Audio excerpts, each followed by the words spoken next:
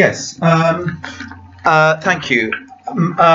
Yes, I've posted some notices to you with regard to the all 132 parish, town and district council elections on the 4th of May, using your public documentary evidence, are evidently, to me, either bid rigged or gerrymander rigged by the party politicians with the aid of the Electoral Commission and electoral officers.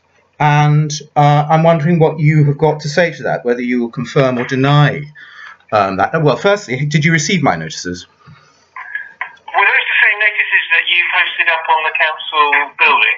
The notices were posted around Cirencester, and I believe they were posted on your building and also actually posted to you. Okay.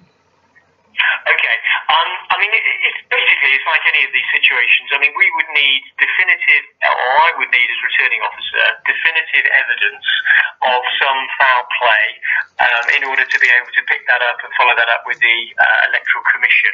I mean, I don't believe I've had that to date. I was aware of your letters, and I'm aware of the ones that were posted on the council buildings.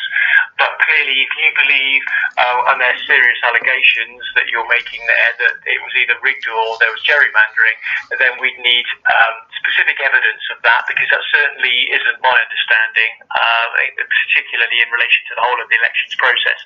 So if you've got any either specific examples or specific evidence, or general evidence, then please do forward that to me, and we'll be able to look at that. But at this point in time, I've certainly got nothing that would corroborate the fact that there was either gerrymandering or any engineering of those elections. Gerrymandering or bid rigging is Yes. Bid rigged elections or gerrymandered elections by the party politicians in their favour and against the interests of any genuine independent.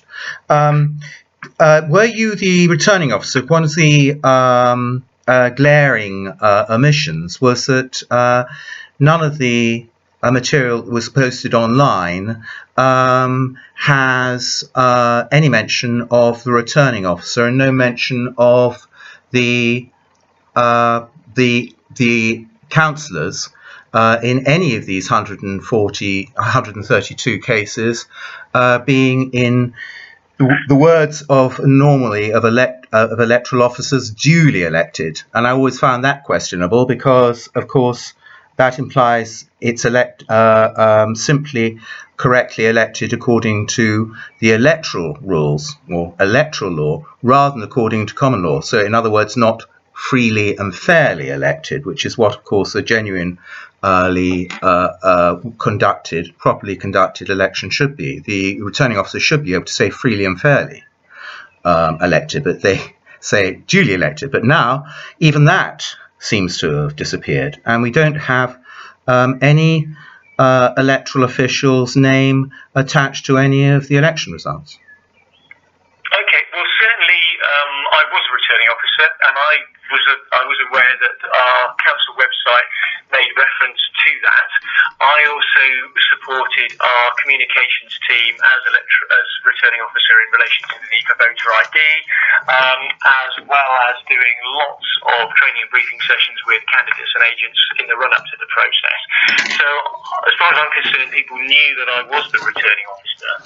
And in relation to the duly elected, and again, I'm not sure if you saw any of the footage, Mr. Steele, from the night's events, but at every declaration I read out, you've heard me finish off with, and therefore Councillor X is duly elected.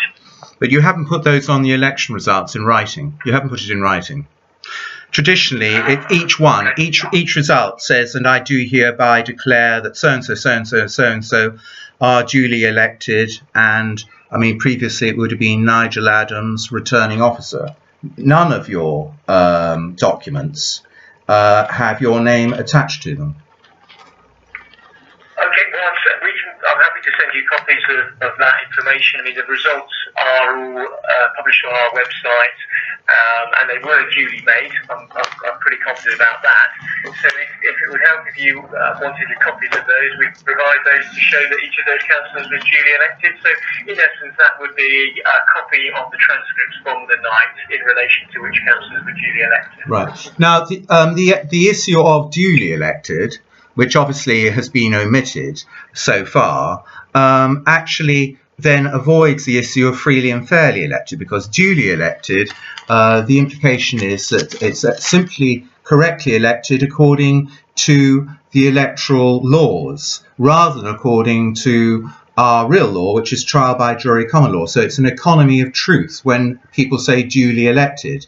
It should be, the returning officer should be able to say freely and fairly elected. And the distinction between the two is if you go onto the Electoral Commission's website with regard to advice to candidates, what it indicates there is that candidates, there are guidelines.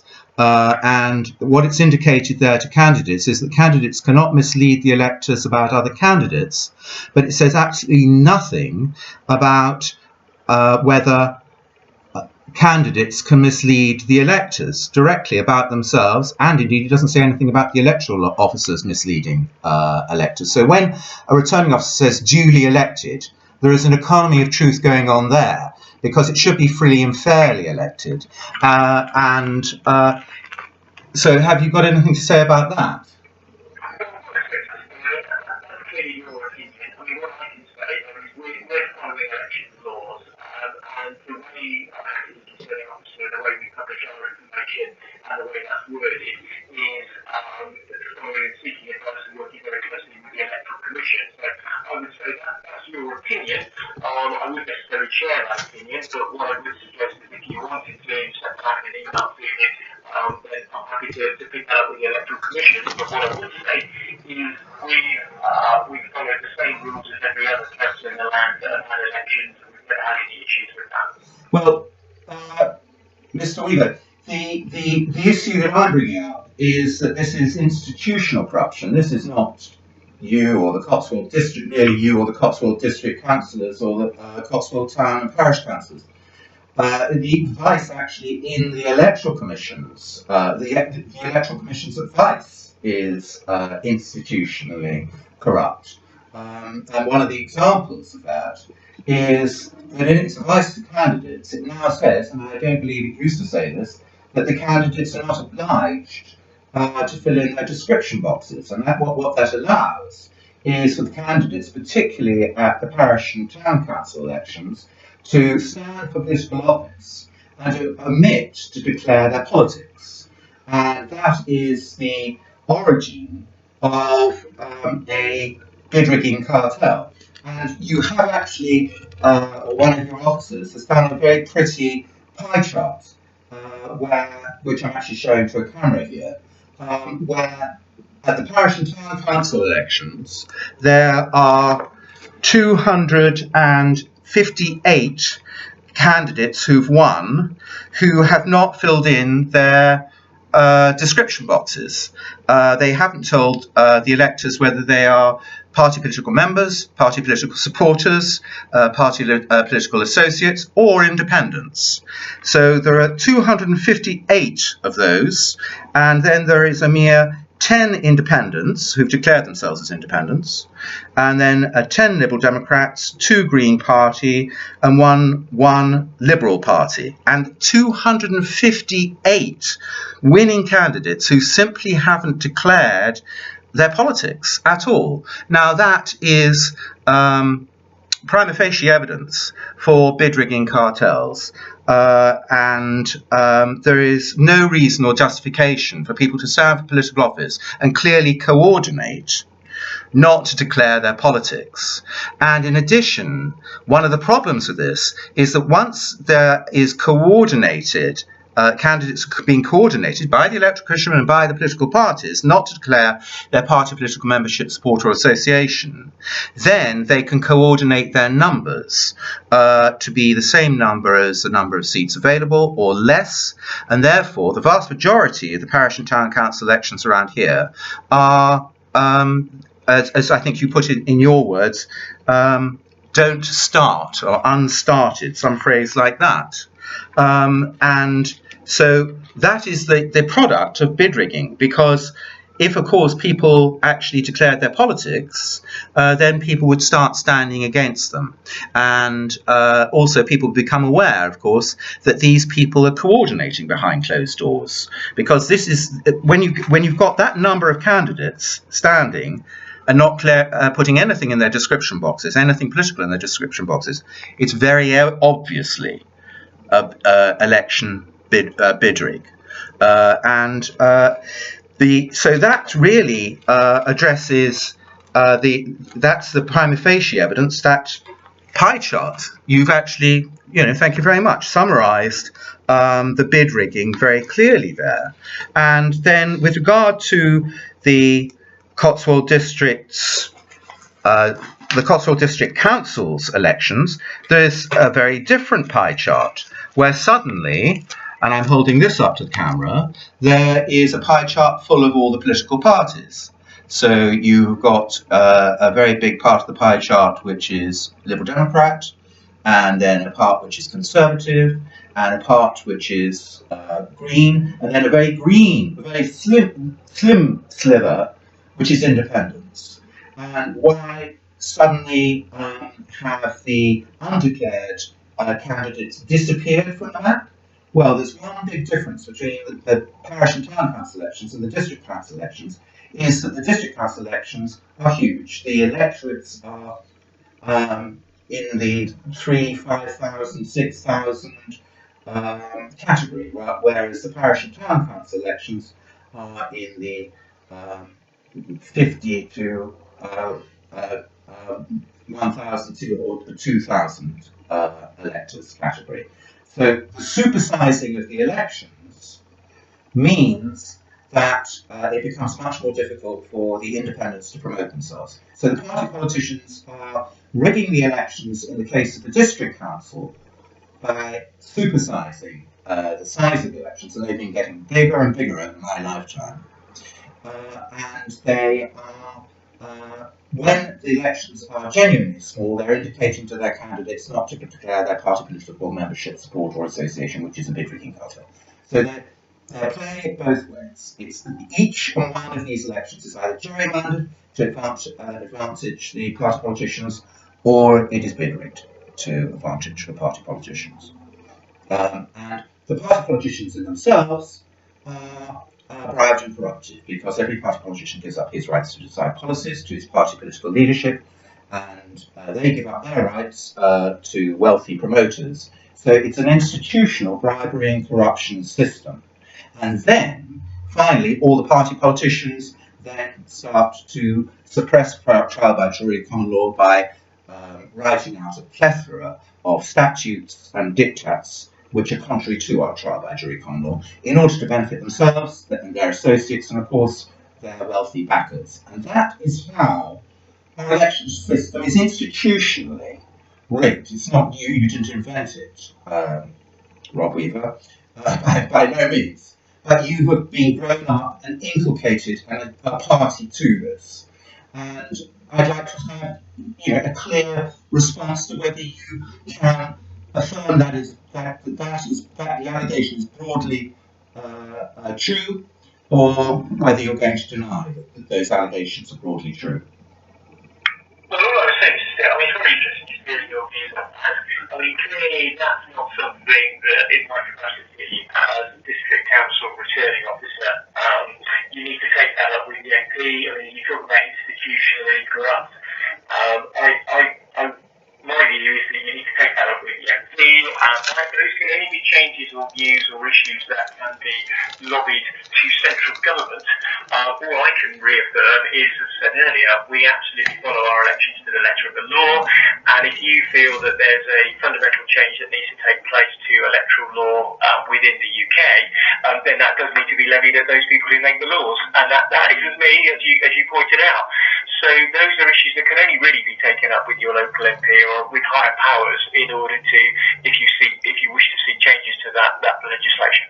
Well, by no means is that true, because what I've said, an ordinary class of 8-year-olds would understand, the intelligent ones, would understand that something is very wrong. And we're being made to grow up and inculcated and conditioned into something that is very evidently corrupt, where the rich are getting richer and the poor are not, and it's very obvious why if one looks into it. And I have just explained to you exactly how that is the case, and that it is clear, all of this is clearly driving a coach and horses through our real law, which is trial by jury common law. This is obviously fraud. It's obviously the candidates, when they are not declaring their politics, standing for political office, but not declaring their politics and coordinate to do that, that is obviously misleading the electors in order to benefit themselves, in order to disadvantage the electors. And it's like sports teams, suddenly masses of sports teams not putting on any strips, and then getting rewarded, publicly rewarded. This is immensely corrupt, and it's obviously immensely corrupt. And it obviously it would put you in a very uncomfortable position as a chief executive for a district or district councils to admit that this is institutionally corrupt. But it is, you are actually obliged to do it under our real law, which is trial by jury common law jurisdiction. And it's no good just saying that you're following electoral law, because electoral law is a very narrow part of our law. And what I've been, my allegations are with regard to plain and simple fraud, bid rigging an election, plain and simple fraud, supersizing local wards so that it was going to benefit party politicians who are obviously enthralled to the rich and therefore disadvantaging independents. And it's very obvious from the results that that is what is taking place. And it's people both within the system and without the system that need to take action and simply say, this is corrupt. This is institutionally corrupt. You didn't invent it, but this is institutionally corrupt, and you need to step up to the plate, and people, all officers and indeed councillors, need to step up to the plate and say this is corrupt. And if we get rid of the corruption within the UK government, what the end result, Mr. Weaver, will be that the general public will actually start to get a government which is by informed consent rather than by deceit, deception and duress, which is how we have inherited government today. And it's incumbent upon people within, all good men and women within government and outside government, to do that. I hear your views. Those are your views. But I would still say that, like any changes in legislation or any issues that you wish to explore further, there is a process to do that, and I would say that is through the local MP. It would be back to government, because fundamentally, as I say, what I've been doing is following, making sure that me and my team are following the elections law as it stands. Yes, but we're going round in circles. I've said that we are a little bit. We are now. We're now going round in. I'm not going to be able to help you take on further your views. They're not my views. I've stated fundamental changes in legislation. These are not my views. These are matters of fact. I have just demonstrated to you that the town and parish elections, from your own pie chart, are bid rigged, very obviously bid rigged. Any jury would only have to look at it for 20 minutes, half an hour, and it would dawn on them what was going on. A bright spark would say, well, they're standing for political office and they're not coordinating not to declare their politics. And they would conclude that that was bid rigging. And when they realised that all the other elections are supersized against the independents' interests, and they realised that the party politicians were all giving up their rights to decide policies to their party political leadership, who's wealthier than them, and them in turn to wealthier people, they would realise straight away that that's bribing and corruption. So this corruption has developed and actually got increasingly out of control, and it needs to be reeled in by people just standing up and saying, look, yes, this is institutionally corrupt. Rather like the police finally the police admitted that they were institutionally racist. This isn't something that has been created by individuals, you inherit it. It's like slavery. People inherited slavery in the southern states. A few people stood up. A lot of people just went along with it because they were narcissistic and ignorant. But Rob Weaver, you are not ignorant. And what I've said to you is quite clear. It's clear to an 8-year-old. And you've been in the business of running elections for a very long time. And it's very clear to you, it should be very clear to you what is actually going on. And that it's not right. And that every candidate should be standing under common law, and in fact they should be acting according to trial by jury common law throughout their post during when they're in their post as well, because that is our law. And the point about statutes and diktats, which are contrary to our common law, is that they are extorting us. I still think that fundamentally what you're talking about would need to be raised with the MP or with the Electoral Commission, who are the best placed bodies in order to, if they felt it necessary, look at orchestrating wholesale legislative review. That's fundamentally my view on where your thoughts need to be. Well, your fundamental is extremely superficial. I'm saying that you only have to get back to our trial by jury, that it's not a fundamental change of statutes. It is that we simply apply our real underlying law, which is the law of not causing unreasonable harm to man or to flora and fauna, incidentally. And this system is obviously rigged in favour of the rich. And it's very obvious when one looks at it that it's rigged in favour of the rich. And obviously it's being rigged in the favour of the rich by using statutes. And your issue about, your jurisdictional issue is incorrect. And also your point about me taking it up with the MP and other people. The MP is part of this. The MPs are part of this. Every single MP in Parliament who was elected as a party politician. And I've just explained to you that every party politician is per se corrupt because they have given up, it's institutional, they've given up their rights to decide policies to their party political elite in return for being promoted at the elections with paid postage and canvassing and so on, and in between elections with the possibility of being promoted to political posts, paid political posts. So it's a bribery, it's a system of graft, it's a system of corruption. And people within the system have got to say to one another, and say publicly, because it's not earth-shattering. The world won't collapse if a chief executive says, yes, these elections are being run in an institutionally corrupt way. And good men need to do it. Good men need to do it, because all that will happen is that we'll get back to our real law, rather than being run away with a plethora of statutes written by party politicians who have already been corrupted. And it is your duty. The onus is on you. It's on us all. We're all under the same law, which is trial by jury common law. We're not all under statutory jurisdiction. That's like school rules, and you opt into those school rules if you want to. But our real law is trial by jury common law jurisdiction. That's our universal law. It's the universal law of man not causing unreasonable harm to man. Or to unwrap it slightly more, man not causing unreasonable damage, injury, loss, or breach of contract to other men. And this system is obviously causing us damage, injury. Most people damage, injury, loss, or breach of contract.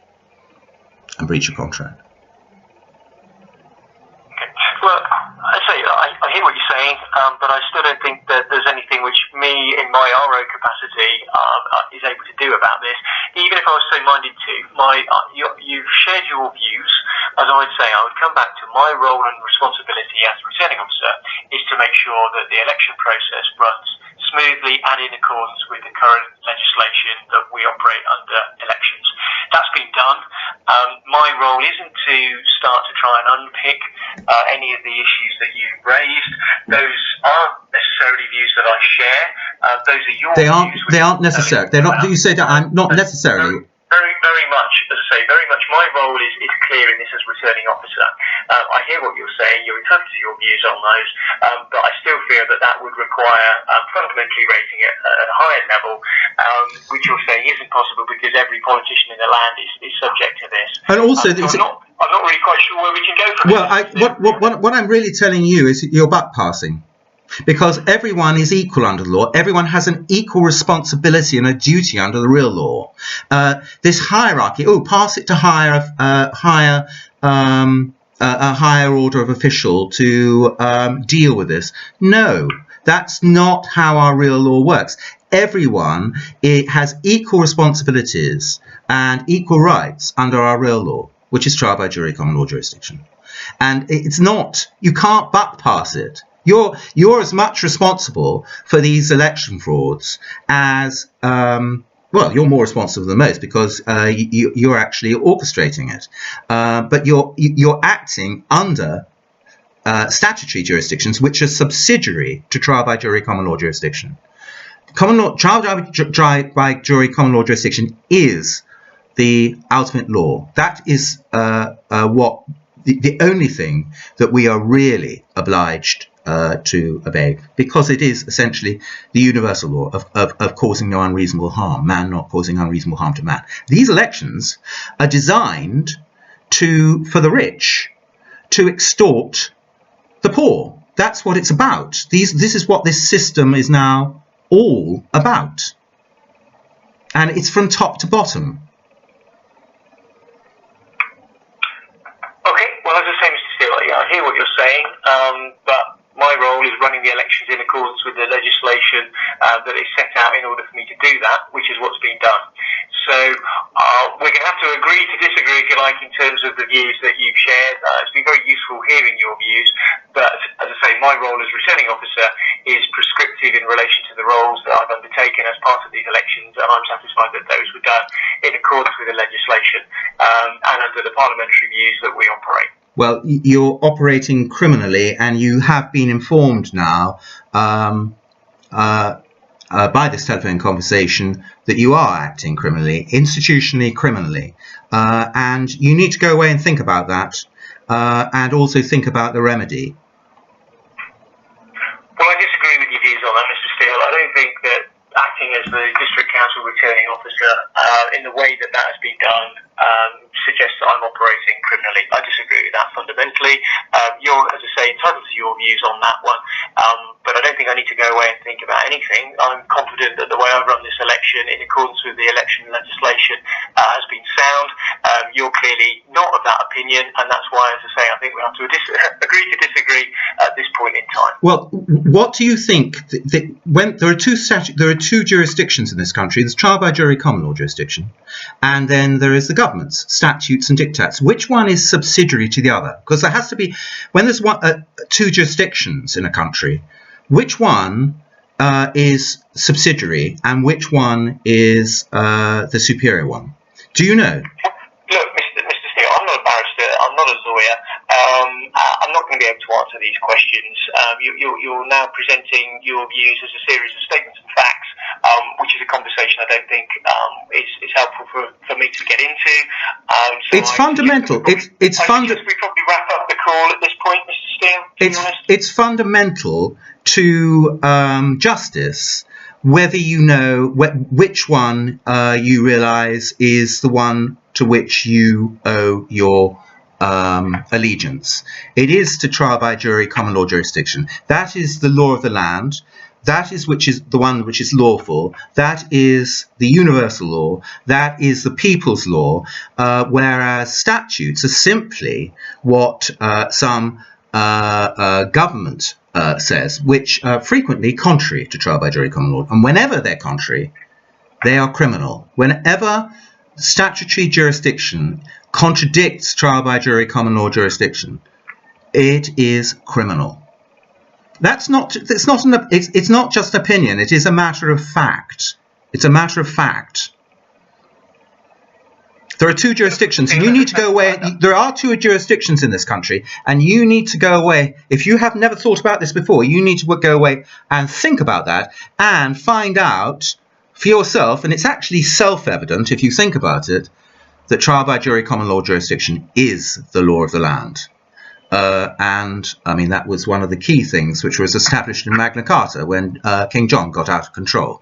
And it's in section 39 of Magna Carta, where it says no freeman can be arrested or imprisoned or disseised or outlawed or ruined in any way or come against or gone against except by the lawful judgment of his peers or by the law of the land. Or by the law of the land means or according to trial by jury common law jurisdiction, according to previous case precedents of trial by jury common law jurisdiction. And that's the heart of Magna Carta. That's it. That is the key. And then the next section says, to no one shall we delay or deny right or justice. So even in the 12th century, people understood what was the real law. And when a government was getting out of control, how to reel it in. And the way to reel it in is to act according to law, which is trial by jury common law jurisdiction.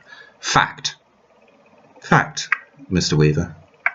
Okay, well, look, as I say, Mr. Steele, I don't think there's much further we can go with this particular conversation, so I suggest that we wrap things up. It's been very helpful talking to you and getting your views. You've heard my views, I've heard your views, and as I say, I think we're going to have to leave it at this point. Yeah, well, yours are incorrect. Okay, well, that's your view, and you're entitled to your view. It's a matter of fact. From that, but clearly, I think we're, as I say, we're it's a matter of fact. To wrap this up. It's a matter of fact. Okay. You're acting criminally. Okay. You're acting criminally. Okay. Well, that's your view. I don't agree with that view. If you are. evidence to the contrary and you wish to submit that, that's entirely your prerogative. It's also. I've more refute that anything that has been done in relation to the elections is illegal in relation to the legislation that we've been following.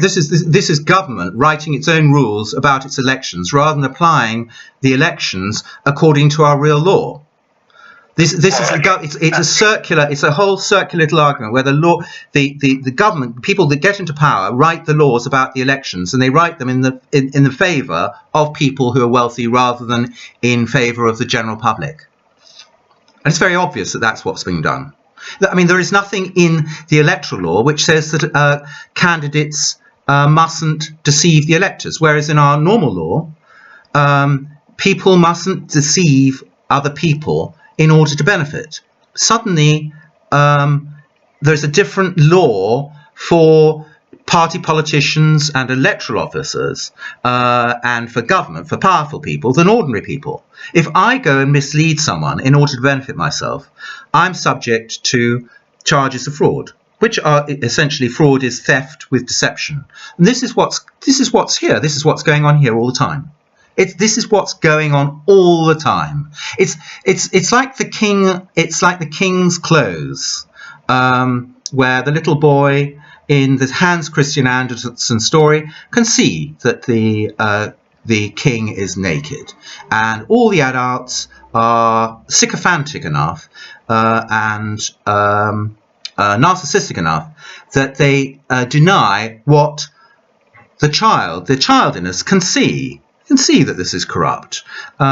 We can all see that this is corrupt, but we simply are being incentivized to look the other way. And it just so happens that I've set my mind on basically being that little boy in the Cotswold District and saying, look, this is obviously, patently obviously corrupt, and we need to do something about it. And not just look to other people to do it. Oh, go to the more senior people, go to the more junior people. No, it's you, me, and everyone in the Cotswold constituency that needs to do this. Okay, well, Mr. Steele, I hear what you're saying, but I'm not sure we're going to be able to get much further with this conversation. Well, thank you very much for having called me. No problem at all. Goodbye. Okay, thanks. Bye-bye. Well, there we are, Cotswold. That was the Chief Executive of the Cotswold District Council. And the way he brushes off the bid rigging and the gerrymandering of all elections in the Cotswold District, and incidentally, pretty much all elections throughout the whole of the UK. Hope you that was informative to people. I can actually add here just several examples of the bid rigged elections.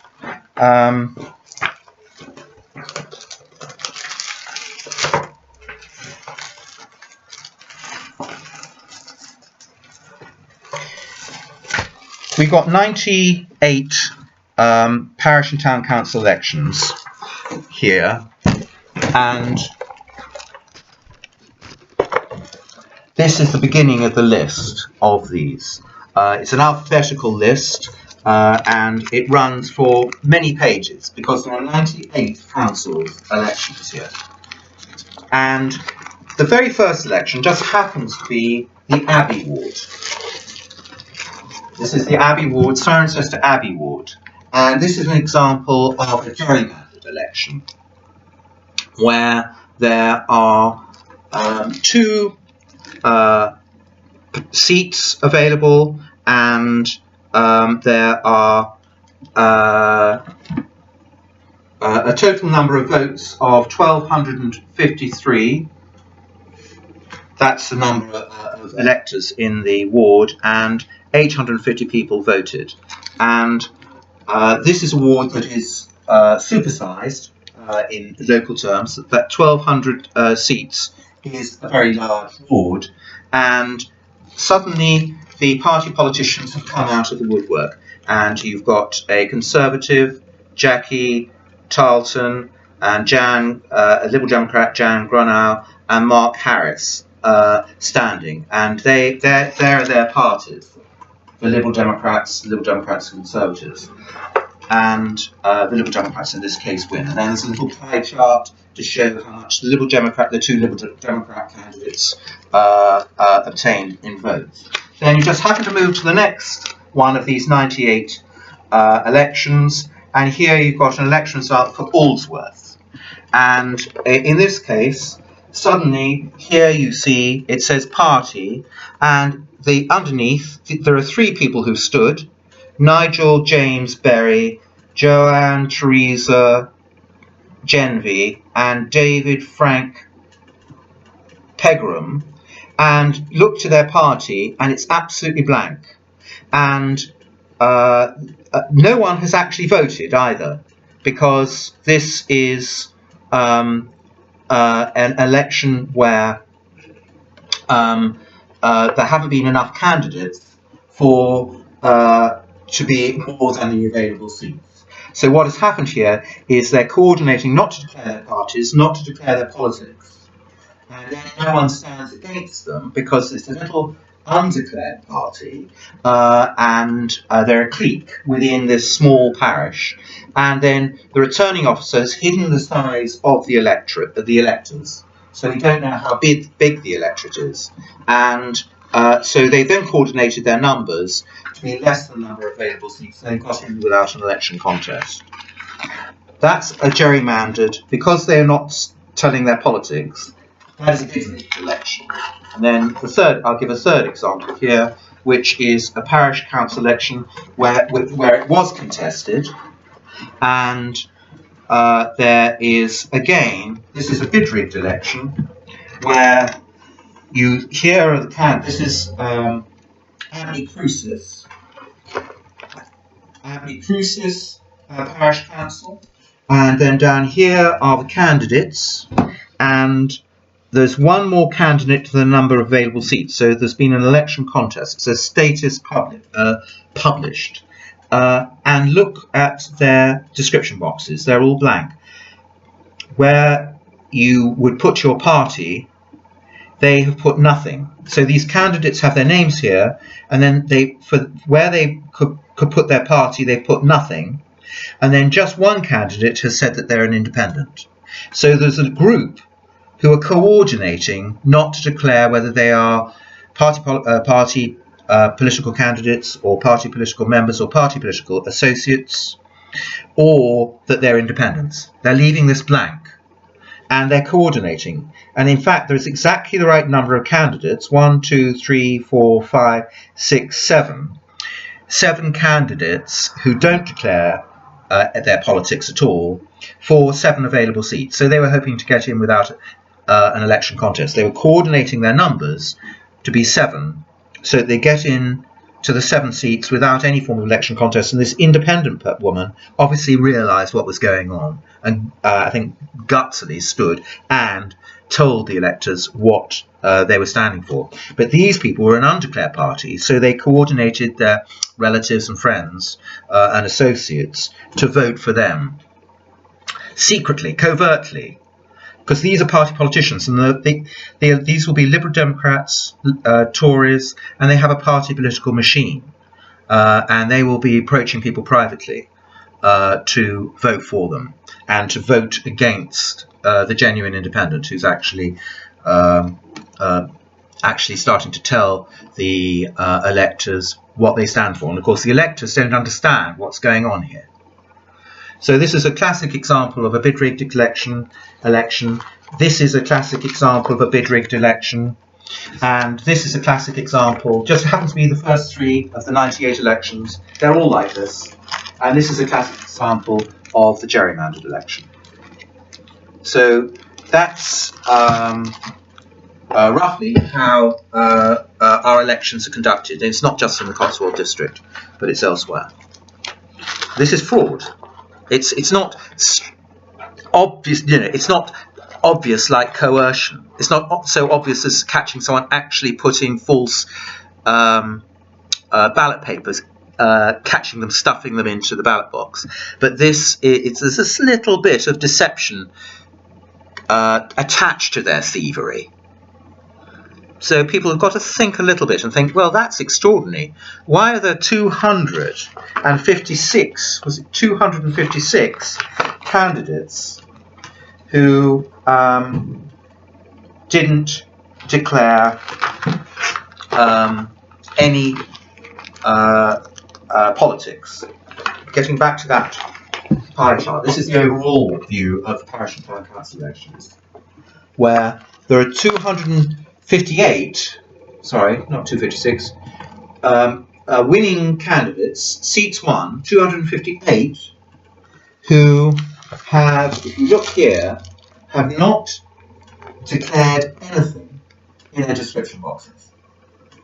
And I've just explained with the bid rigging system, where the vast majority of these don't even have an election contest, because they not only coordinate not to declare their parties, but then they coordinate their numbers to be the same number as the available seats on the council, or less. So they get in. No one ever goes down and votes at the polling stations for almost all of these. So it's comprehensive corruption of our election system. And in any case, the party politicians are corrupt because they give up their rights to decide policies to their party political leadership in return for promotion at the elections and promotion in between the elections. And then they spin jurisdiction. Anyway, I was explaining that to Mr. Weaver, and he simply batted it away and tried to buck pass responsibility. But it's his responsibility, and it's everyone's responsibility. Thank you very much.